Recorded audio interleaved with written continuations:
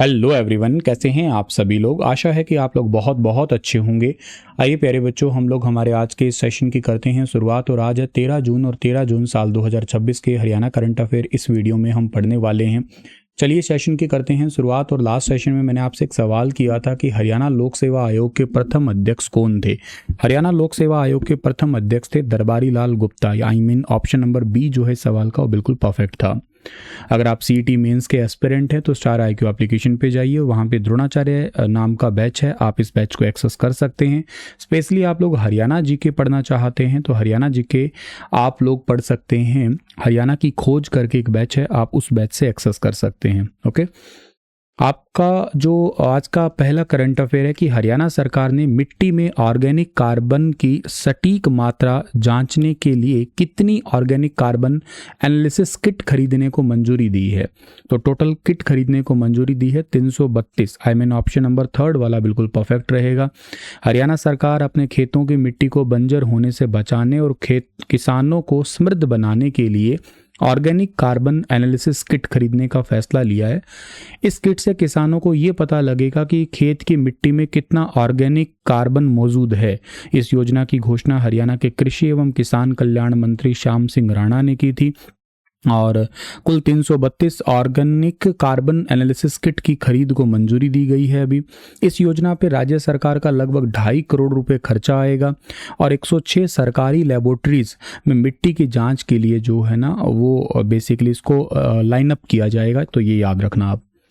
मिट्टी में organic carbon जो है ना तकरीबन 0.5% से 0.75% होना चाहिए। यह आइडियल आप कह सकते हो एग्रीकल्चर का एक मानक है।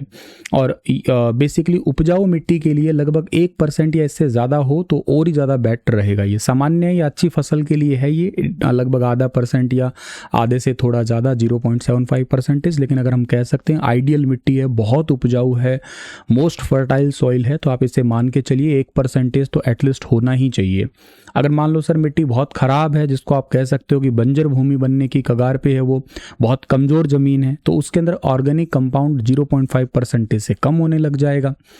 अब ये मिट्टी में केंचुए और फसलों के मददगार सूक्ष्म जीवों का मुख्य भोजन होता है। मिट्टी में जो ऑर्गेनिक कार्बन होता है ना उसका सबसे बड़ा बेनिफिट है, इसको आप कह सकते हो बैकबोन ऑफ सॉइल, यानी कि मिट्टी की रीढ़ की हड्डी होती है ये।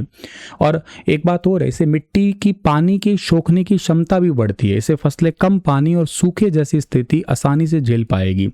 इसके साथ साथ नाइट्रोजन, फॉस्फोरस और पोटास जैसे मुख्य पोषक तत्वों को बांधकर सीधे पौधों की जड़ों तक पहुंचाता है ये। इसके परिणाम स्वरूप फसलों की जड़ें गहराई तक जाती है और किसानों की रासायनिक खाद पर निर्भरता जो है ना वो बेसिकली कम हो जाती है। तो ये तो पॉइंट आप लोगों को याद रखना है। आगे बढ़ते हैं। अगला सवाल है कि विश्व स्कूल बास्केटबॉल चैंपियनशिप साल 2026 के लिए भारतीय स्कूल बास्केटबॉल टीम में हरियाणा हिसार के चमारखेड़ा गांव की किस खिलाड़ी का सिलेक्शन हुआ है।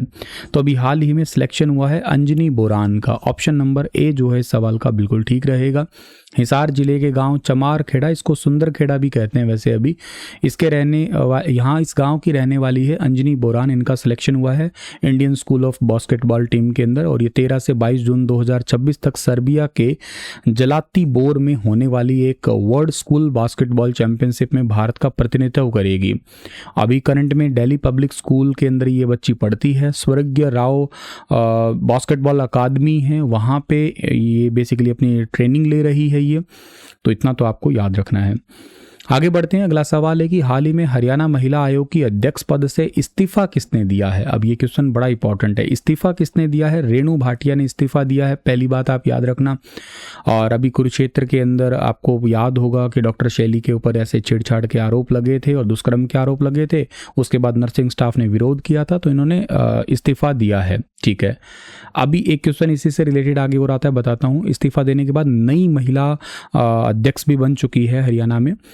हाल ही में हरियाणा के मुख्यमंत्री के द्वारा विभिन्न योजनाओं के तहत कितनी राशि जारी की गई है। तो इसका ठीक आंसर रहेगा 2697 करोड़ से ज़्यादा राशि जारी की गई है।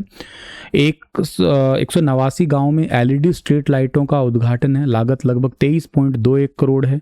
350 अटल लाइब्रेरी का लोकार्पण है, लागत लगभग 44 करोड़ है। पंचायती राज संस्थाओं के खातों में 1056.75 करोड़ डायरेक्ट ट्रांसफर होंगे। जागृत ग्राम पुरस्कार के तहत 6 ग्राम पंचायतों को 1.66 करोड़ की राशि से सम्मानित किया जाएगा और किया जा चुका है। मतलब वैसे तो ये लाडो लक्ष्मी योजना की 8वीं किस्त जारी की जा चुकी है। हर घर गृहिणी योजना के चलते भी पैसे जारी किए गए हैं।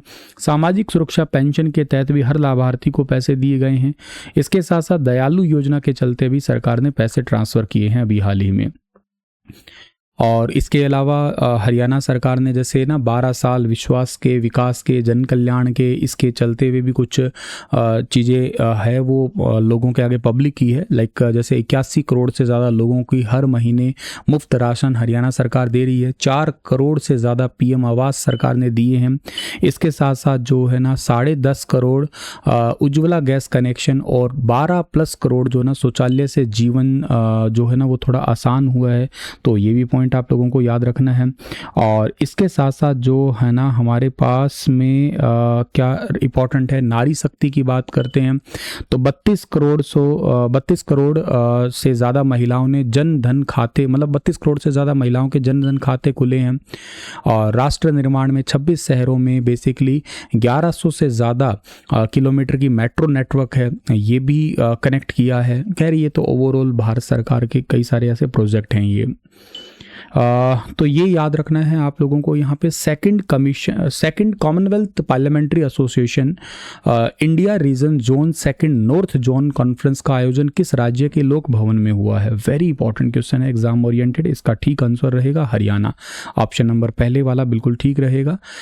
सेकंड जो राष्ट्रमंडल संसदीय संघ है भारत क्षेत्र जोन 2 का नॉर्थ जोन सम्मेलन लोक भवन हरियाणा में हुआ है। राज्यपाल प्रोफेसर असीम कुमार घोष ने देश भर से आए पीठासीन अधिकारियों और विशिष्ट प्रतिनिधियों को सम्मानित किया है। और इसमें हरियाणा के राज्यपाल, इसके अलावा भारत में लोकसभा के अध्यक्ष ओम बिरला जी, श्री हरिवंश राज्यसभा के उपसभापति, श्री हरविंद्र कल्याण हरियाणा विधानसभा के अध्यक्ष, ये सभी लोग जो है ना हमारे पास में शामिल थे इसके अंदर। ये याद रखना आप लोग। रेणु भाटिया के इस्तीफे के बाद में हरियाणा राज्य महिला आयोग की नई अध्यक्ष किसे नियुक्त किया गया है? तो इसकी अध्यक्ष नहीं बनाया गया है ना, याद रखना उषा प्रियदर्शनी। इंपॉर्टेंट है एग्जाम के लिए, याद रखना आप लोग। और इसी से रिलेटेड एक क्वेश्चन और जो है क्या कि हरियाणा राज्य महिला आयोग के पुनर्गठन के बाद किसे उपाध्यक्ष नियुक्त किया गया है? उपाध्यक्ष बनाया गया है मीना परमार को। ऑप्शन नंबर 3 वाला बिल्कुल ठीक रहेगा। आप वाइस चेयरपर्सन याद रखना और महिला आयोग की चेयरपर्सन याद रखना, दोनों ही पॉइंट आप लोगों को याद रखने हैं ये। और उषा प्रियदर्शनी को नया चेयरपर्सन बनाया गया है। वे गुरुग्राम की रहने वाली और जनवरी 2024 से हरियाणा बीजेपी महिला मोर्चा की प्रदेश अध्यक्ष भी रही है। मीना परमार को नियुक्त किया गया है, ये भाजपा महिला मोर्चा की प्रदेश महामंत्री भी है। 5 नए मेंबर भी है, जैसे भारती सैनी है और सुनीता लोहचब है, सुमन है, डॉक्टर अनुकंपा गर्ग है और सुनीता चौहान है, झज्जर की रहने वाली है वैसे ये।